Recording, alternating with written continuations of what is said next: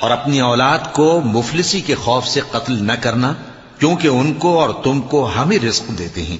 کچھ شک نہیں کہ ان کا مار ڈالنا بڑا سخت گناہ ہے، اور زنا کے پاس بھی نہ جانا کہ وہ بے حیائی ہے اور بری راہ ہے۔